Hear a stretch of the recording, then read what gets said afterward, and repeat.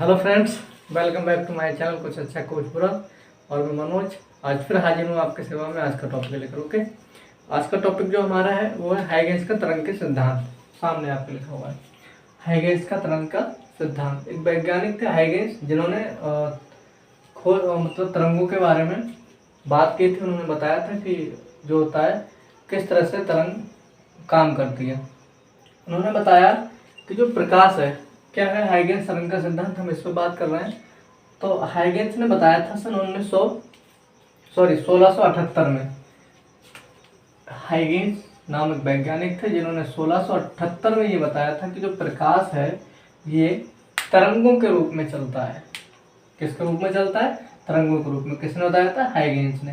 कब? सन 1678 में, ईस्वी 1678 ईस्वी में हाइगेंस ने ये कहा था कि जो प्रकाश होता है वो तरंगों के रूप में चलता है।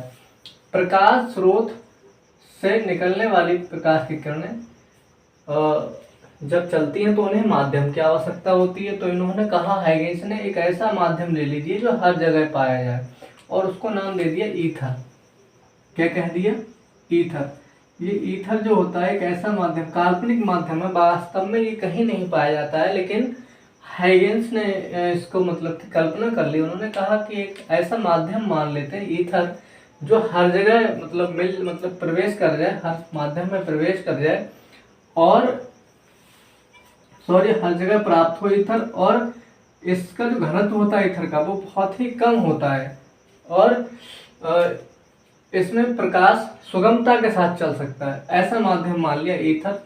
तो हाइगेंस ने सन 1678 में अपना एक सिद्धांत दिया था। उन्होंने ये कहा था कि प्रकाश तरंगों के रूप में चलता है और प्रकाश को चलने के लिए माध्यम की आवश्यकता होती है। तो उन्होंने बता दिया कि ईथर एक ऐसा माध्यम है जिसमें प्रकाश सुगमता से चल सकता है, तरंगें सुगमता से चल सकती हैं।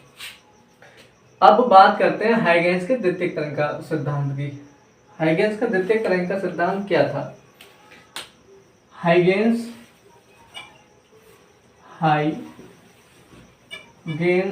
का द्वितीयक तरंग सिद्धांत सिंपल सा है ये भी। हाइगेंस का द्वितीयक तरंग सिद्धांत क्या था? हाइगेंस ने ये बताया था कि कोई भी किसी भी प्रकाश स्रोत से चलने वाली प्रकाश की किरण, तरंग, कोई भी तरंग जब माध्यम में प्रवेश करती है, ओके, जब कोई भी तरंग किसी माध्यम में प्रवेश करती है तो माध्यम के कण भी कंपन करने लगते हैं। क्या करने लगते हैं? कंपन। सपोज दैट ये कोई माध्यम है एस, सोर्स, यहाँ से प्रकाश की किरणें निकलना शुरू होंगी, तो वो जैसे निकल के वायु में आएंगी, ओके, मान लिया इसके चारों तरफ वायु या ईथर ही मान लो, उसके कण होंगे यहाँ पर। ये सब क्या है? ये सारे के सारे इसके सामने कण होंगे, चारों तरफ होंगे ये कण, ओके। हमने एक तरफ ले लिया, तो जैसे प्रकाश के कण क्या होते हैं, ये तरंग जो होती है इन माध्यम के कणों पे आके टकराती है, इनसे मिलती है, तो ये कंपन करने लगते हैं। ये कण क्या करने लगते हैं? कंपन। क्योंकि तरंग में ऊर्जा होती है, इनको ऊर्जा मिलती है, जैसे इन कणों को ऊर्जा मिलती है, क्या करने लगते हैं? कंपन करने लगते हैं। और दूसरी चीज, प्रत्येक कण एक नई तरंग उत्पन्न करता है। प्रत्येक कण, माध्यम का प्रत्येक कण एक नई तरंग उत्पन्न करता है। इसी को कहते हैं हाइगेंस का द्वितीय तरंग का सिद्धांत। समझने की कोशिश करेंगे इसे द्वितीय क्यों कहा गया। इसलिए कहा गया कि किसी भी प्रकाश स्रोत से चलने वाली तरंग या किसी भी तरंग स्रोत से चलने वाली तरंग जिस माध्यम के द्वारा, क्योंकि तरंग को चलने के लिए किसकी जरूरत पड़ती है? माध्यम की। तो प्रकाश स्रोत से चलने वाली तरंग जब किसी माध्यम, ये क्या है? माध्यम, ओके, और यहाँ माध्यम में मान लिया है क्या? ईथर या कुछ भी आप माध्यम मान सकते हैं, वायु भी मान सकते हैं। मानो वायु में प्रवेश करता है तो ये काय के कण हो जाएंगे? वायु के। अब यहाँ से चलने वाली तरंग ऐसे जैसे इस वायु में प्रवेश करेगी, इन कणों से टकराएगी, तो ये कण क्या करेंगे? कंपन करने लगेंगे। और जब ये कण कंपन करेंगे, फिर इसके बाद कंपन करने के बाद ये प्रत्येक कण एक नई तरंग उत्पन्न करता है, एक नए प्रकाश स्रोत की तरह कार्य करता है। इसीलिए इसको कहते हैं द्वितीयक तरंग का सिद्धांत। मतलब दूसरे स्रोत से तरंग निकलना, कहलाता है द्वितीयक तरंग का सिद्धांत। एक बार रिपीट कर रहा हूँ आराम के साथ। हाइगेंस के द्वितीयक तरंग का सिद्धांत की जो कहानी मतलब कि थ्योरी है वो ये है कि किसी तरंग स्रोत से निकलने वाली तरंगें जब माध्यम के कणों पर टकराती हैं या माध्यम के कणों से मिलती हैं तो माध्यम का प्रत्येक कण एक नए तरंग स्रोत का कार्य करता है। इसी को हम लोग कहते हैं हाइगेंस का द्वितीयक तरंग का सिद्धांत। ये बहुत पूछा जाता है। ओके, अब इन तरंगों के इस माध्यम के कणों को ये माध्यम के कणों से मिलते हुए एक हम खींचते परपेंडिकुलर इस तरह से प्लेन, तो इसको हम लोग क्या कहते हैं तरंगाग्र।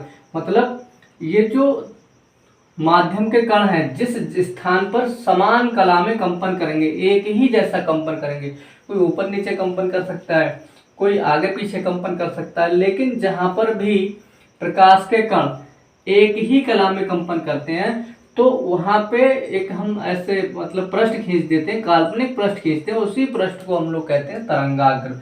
अभी तरंगाग्र अगर पास में है, किसी बिंदु स्रोत से प्रकाश की किरण जा रही है तो ये गोल हो सकता है तरंगाग्र। ओके, अगर बहुत दूर से स्रोत है तो ये ऐसे समतल तरंगाग्र भी हो सकता है। तो इस तरह से तरंगाग्र कई प्रकार के होते हैं, समतल तरंगाग्र, गोलीय तरंगाग्र और बेलनाकार तरंगाग्र। अगर प्रकाश स्रोत कैसा है, तरंग स्रोत कैसा है, एक तार के समान है, तो इसके चारों तरफ जो तरंगाग्र बनेगा वो बेलन के आकार का होगा। इस प्रकार का भी तरंगाग्र होता है। तो समझने की बस मैंने आपको बता दिया।